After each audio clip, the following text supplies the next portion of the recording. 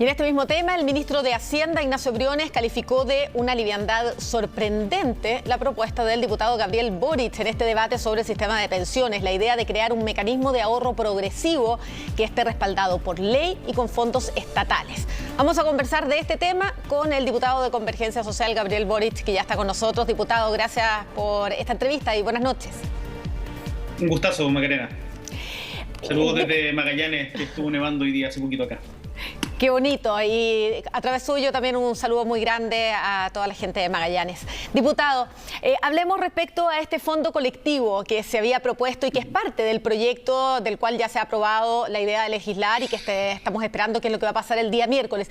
Pero se habló de este fondo sin dar detalles y al parecer cuando usted da algún detalle de lo que para usted es este fondo es que se crea toda esta polémica y el ministro habla de una liviandad. Usted ha hablado de que tendría que ser un fondo permanente, no transitorio solamente para reponer lo que se saque de ese 10%, sino que quede como parte de nuestro sistema de pensiones. A ver, los detalles van a estar en la ley especial, que es la que el proyecto actual mandata, con la cual el proyecto actual mandata crear el fondo colectivo. Pero lo importante para poder entender el sentido del fondo colectivo es entender de que en la discusión que estamos teniendo hoy día se cruzan diferentes factores. Se cruza por un lado la necesidad angustiante de una clase media que no ha recibido apoyo por parte del Estado en esta crisis y que se ha visto tremendamente afectada, con a la vez una deslegitimación total del sistema de AFP en Chile.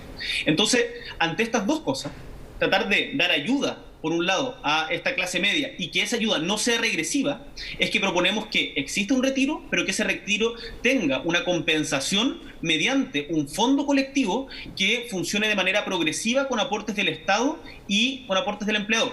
Entonces, la propuesta de cómo se compone el fondo específicamente tiene que estar en la ley futura. Pero lo que nosotros estamos diciendo es, aprovechemos este momento, no solamente para permitir un retiro, que en sí mismo es regresivo, sino que además, para que no sea regresivo, creemos un fondo colectivo de ahorro e inversión que permita compensar las pensiones que, con o retiro o sin retiro, igual iban a ser bajas. Si el problema que tenemos de pensiones es estructural en Chile, y por eso esta propuesta busca abordar las dos aristas. Decir que es liviana por parte del ministro es una falta de respeto, pero no solo una falta de respeto, es desconocer que este tema ha estado en discusión durante años en Chile, y si no se ha podido avanzar en mejorar el sistema de pensiones y cambiar la lógica del sistema de AFP de capitalización individual exclusiva, es por el lobby empresarial que hoy día hemos visto claramente desplegado en los medios de nuestro país.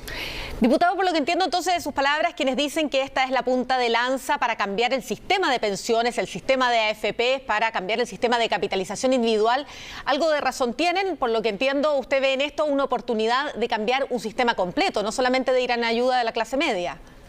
Pero es bien paradójico que nos acusen de que como si tuviéramos intenciones ocultas de cambiar el sistema de AFP. Lo hemos dicho de manera muy transparente desde hace mucho tiempo. El tema es que eso no se va a cambiar de la noche a la mañana con este proyecto. Este proyecto es un avance en esa dirección. La creación de un fondo colectivo solidario que funcione con criterios de progresividad es un avance hacia un sistema mixto. Entonces, pero no. Y en esto quiero ser muy claro, no hay intención alguna de expropiación de los fondos ahorrados en cuentas individuales. Esto no es un topón para adentro, como dice la derecha o como tratan de descalificar algunos economistas. Lo que está ahorrado en las cuentas individuales se va a mantener en las cuentas individuales. Lo que estamos proponiendo es un fondo colectivo que ayuda a compensar las pensiones que en cualquier escenario, con retiro o sin retiro, iban a ser de miseria, tal como lo son para la mayoría de los chilenos en Chile hoy día, que tienen el 90% menos de 30 millones de pesos ahorrados. Y para tener una pensión de 200.000 pesos se requieren 50 millones de pesos ahorrados. Entonces, la situación es crítica ya y no podemos solamente pensar en el retiro y pensar en el corto plazo, sino también tenemos que pensar en cómo compensamos aquello. Y por eso está la idea sobre la mesa del fondo colectivo que tanta tira le produce a los grandes empresarios de nuestro país, porque en el fondo es empezar a terminar con un sistema de capital financiero que han utilizado para hacerse más ricos, pero que no ha favorecido a quienes son la gran mayoría de los chilenos, porque siguen teniendo pensiones de miseria. Pero si fuera mixto, ¿no sería terminar con ese sistema de capitalización porque los dineros seguirían existiendo? Y lo otro que le iba a preguntar, este fondo colectivo tendría, me imagino, también ese dinero invertido. No creo que lo vaya a tener guardado en un cajón. No es guardarlo bajo el colchón, y de hecho lo que dice el proyecto es que el fondo es un fondo colectivo de ahorro e inversión y después los detalles son parte de la discusión de la ley en específico. Pero lo que nosotros hemos propuesto es que estos ahorros se inviertan en iniciativas, en empresas que sean, por ejemplo, sustentables con el medio ambiente. Y de esta forma uno puede también ir modelando el tipo de economía que queremos para el futuro, porque esta es una discusión muy trascendental. Hemos tocado una tecla muy profunda en el modelo de desarrollo chileno, y yo creo que por eso están tan nerviosos algunos que han usufructuado de este modelo, pero que ha perjudicado a la gran mayoría de los chilenos y chilenas. ¿No cree usted que la preocupación real y profunda es dañar las pensiones de los chilenos, como se ha dicho por parte del gobierno o del empresariado? La de los grandes empresarios, no, en absoluto. Nunca han estado preocupados de las pensiones de la mayoría de los chilenos. Lo que les preocupa es el capital financiero que han utilizado para hacer sus negocios. Dicho esto, el gobierno, yo parto de la buena fe de que el gobierno tiene una preocupación por las pensiones, pero esta es una discusión que está hace varios años sobre la mesa. Y el proyecto que había enviado el gobierno, que estaba detenido en una comisión en el Senado, de hecho aumentaba las cotizaciones en un 6% al empleador. Entonces, nosotros estamos conscientes, y esto es importante decirlo porque si no sería una deshonestidad intelectual, si este proyecto se aprueba, cada persona tiene que evaluar con la máxima acuciosidad cuál es la mejor alternativa que tiene sobre la mesa. ¿Qué es lo que va a producir lo que hemos logrado hasta el momento? Es que el gobierno va a tener que entregar una mejor alternativa para la clase media. El anuncio que se está esperando ahora, que anunciaron que lo iban a anunciar, es justamente gracias a la presión que hemos logrado hacer como oposición en conjunto con este proyecto. Pero lo que nosotros estamos diciendo es que hoy día las ayudas del Estado no han llegado a la clase media, el IFE ha llegado a menos de un tercio de la población, y la solución a una clase media absolutamente endeudada no puede ser solo más deuda. Entonces, nosotros propusimos un ingreso básico de emergencia por sobre la línea de la pobreza que no tuviera las restricciones de acceso que tiene el IFE hoy día, que llega a menos de un tercio de la población, y sin embargo nos dieron un portazo. Yo no sé si te acuerdas, Macarena, cuando la diputada Hoffman se congratulaba de que ella no quería que los chilenos vivieran del Estado y que por lo tanto no había que subir el IFE de 65.000 pesos. Sí, en una muy desafortunada declaración. Así es, y hoy día el IFE 2.0 sigue estando bajo la línea de la pobreza.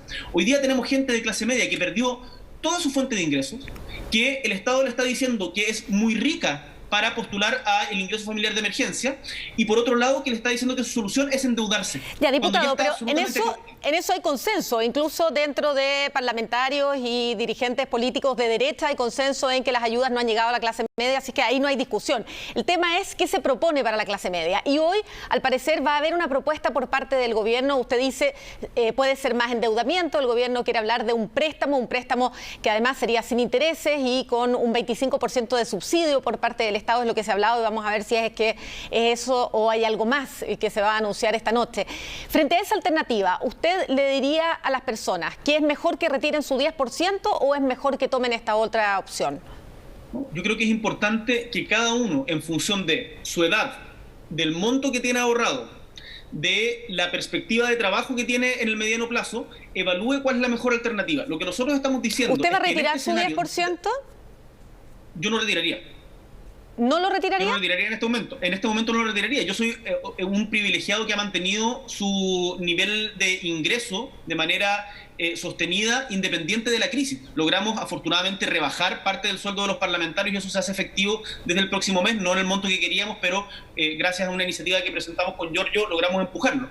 Pero yo creo que cada persona tiene que evaluar en función de su condición y de las ayudas que ha tenido o de la capacidad financiera que tiene en relación a antes de la pandemia, si es que le conviene esta alternativa del retiro o le conviene postular algún crédito del Estado o algún otro tipo de ayuda. El punto es que hoy día la clase media está sin alternativa. Y si llegamos a esta situación es porque la clase media no ha tenido el apoyo que requiere por parte del Estado. Entonces esto no es un capricho que se nos ocurrió a nosotros para tratar de fregarnos al gobierno. No, es porque estando en el territorio, en Magallanes, gente que ganaba 800 lucas y que vio cortados sus ingresos nos dice: estoy acogotadísimo, no tengo para pagar arriendo, no puedo más. Y me dicen que no puedo acceder a IFE. Entonces, lo que queremos es que la gente pueda elegir respecto a esto. Y para que no sea regresivo es que proponemos de manera conjunta la creación de este fondo colectivo que funcione de manera progresiva en compensación de las pensiones que ya iban a ser bajas. Y para aclararlo a mucha gente que nos pueda estar viendo, lo que haría este fondo no es restituir lo que yo saqué, es decir, al que sacó 1 millón darle 1 millón y al que sacó 3 darle 3, porque sería tremendamente injusto. ¿Qué es lo que propone usted que haría este fondo? Y en ese sentido, a las personas que saquen su 10%, usted reconoce, ¿podría haber un daño, una merma, un costo en sus pensiones futuras? Pero no es algo que yo reconozca como si lo estuviéramos escondiendo. Si esto es absolutamente claro, quien retire, por el solo hecho del retiro, y después veamos lo del Fondo Solidario, por el solo hecho del retiro va a tener, si se retira el 10% de los fondos, dependiendo de qué edad tienes y de cuánto tienes ahorrado, vas a tener un daño previsional del orden del 1,2 y el 9%. Eso en plata es entre 2 y 20 mil pesos.